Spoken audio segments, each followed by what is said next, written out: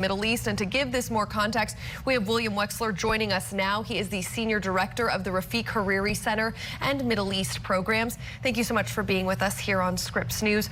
So following last weekend's attack, President Biden urged Israel not to retaliate. Of course, a message Prime Minister Netanyahu did dismiss. But with the counterstrike Israel did make, do we think the two countries now consider the score even in a way? Indeed, both countries want to de-escalate the situation. Neither one wants a wider regional war. And both of them organized the strikes that they took in order to send that signal. And then they complemented it with very clear signals, both privately and publicly, to that same end. And how do you see the situation playing out next? What do you foresee in the days and weeks to come? Do you feel we'll see more direct attacks, or do you feel Iran will step back and let the proxies maybe ramp up their strikes? Both sides are trying to establish a new normal of accepted behavior that the other side goes along with.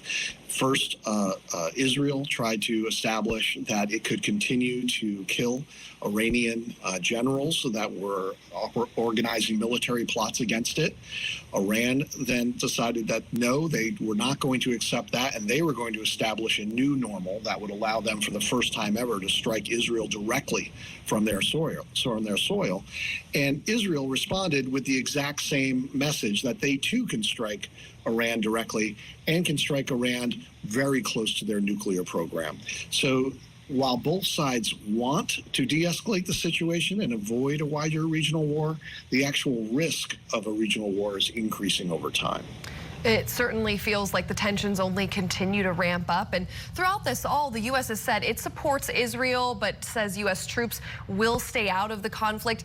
Is there a tipping point or a series of events that you believe would push the United States to get more directly involved?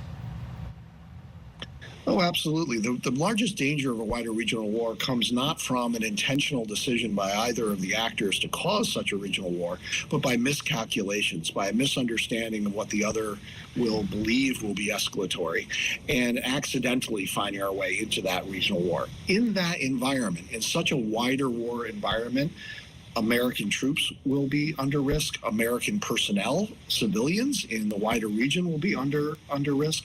And Israel will be under significant risk given the power and intent of Hezbollah.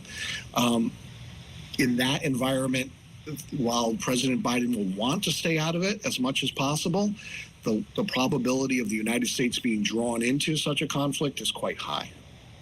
And we know that these two nations have such diametrically opposed viewpoints and have such a long history of, working against each other.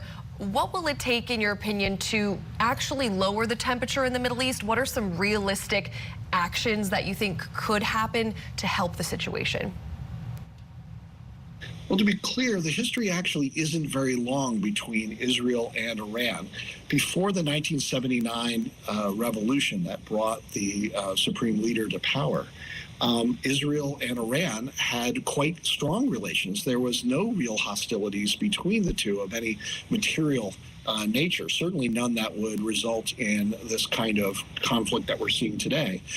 That all changed when the regime took power in 1979, and it's really an ideologically driven one from Tehran's point of view.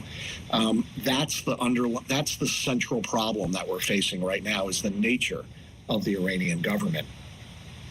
Certainly a lot left to be worked out here. We will continue to stay on top of this. William Wechsler, Senior Director of the Rafik Hariri Center and Middle East Programs in Washington.